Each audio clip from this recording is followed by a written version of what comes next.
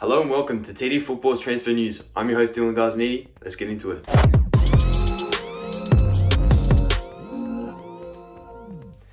First up, and of course we have to talk about the Messi situation. How Barcelona has let arguably the most talented footballer of our generation leave on a free transfer is beyond me. Their whole club has been mismanaged from the top, the directors, the players. They have players of subpar quality, let's be honest, on astronomical wages.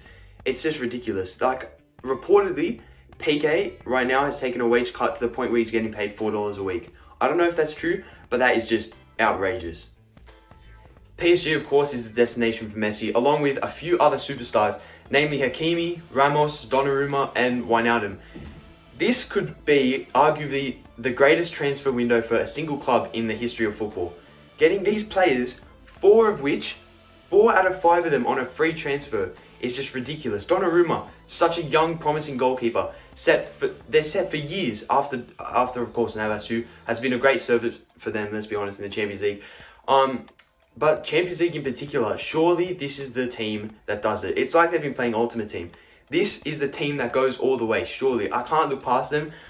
I'm thinking of buying the away kit. I know a lot of people are, that amazing kit. But surely, other competitors, obviously, Man City with the likes of their new signings.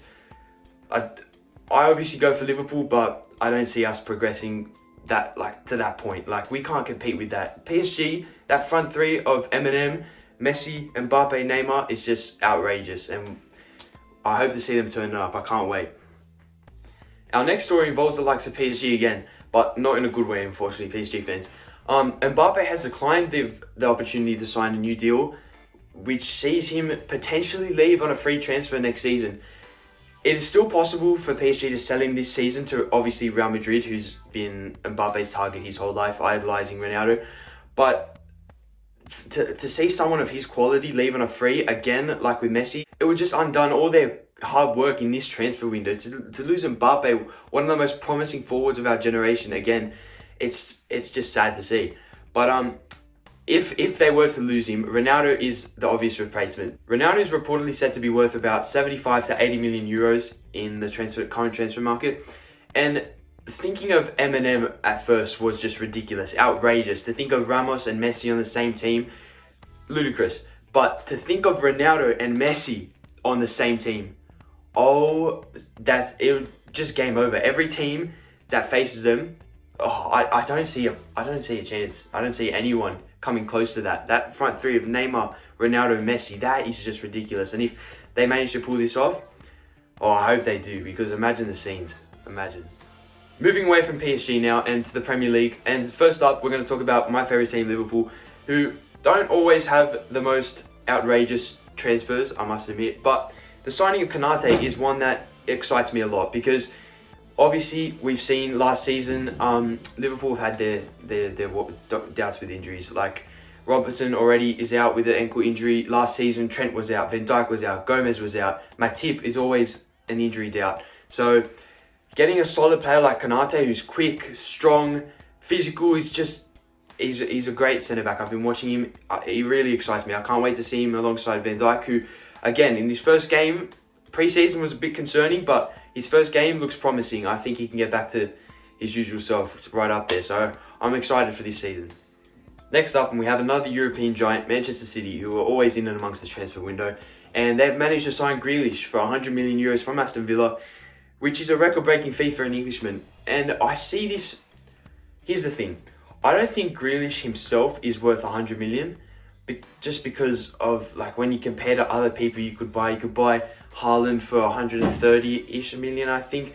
And Manchester City, they're strikerless, bar Gabriel Jesus, but he's not quality, let's be honest.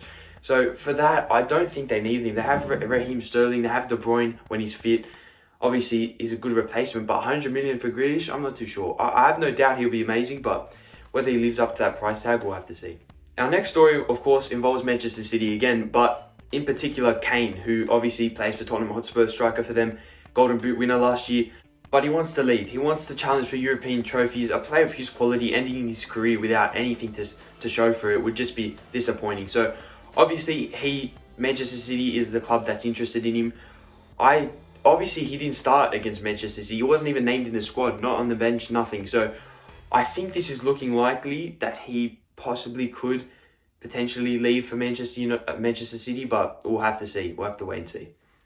Now, lastly, I want to talk about Aston Villa, who obviously aren't usually in and amongst the top 6, top 4 every season, but it's looking, obviously, as well, we can't forget that they've just lost Grealish, who obviously is their homegrown hero. He was with them since the beginning and chose obviously to leave to Manchester City to challenge for titles. But I do think that this Aston Villa team, it looks exciting. In this transfer window alone, they've signed Danny Ings, Leon Bailey, and Buendia, who looks incredible in the Championship. I forget how many goals and assists he has, but I think it's over 10 for both.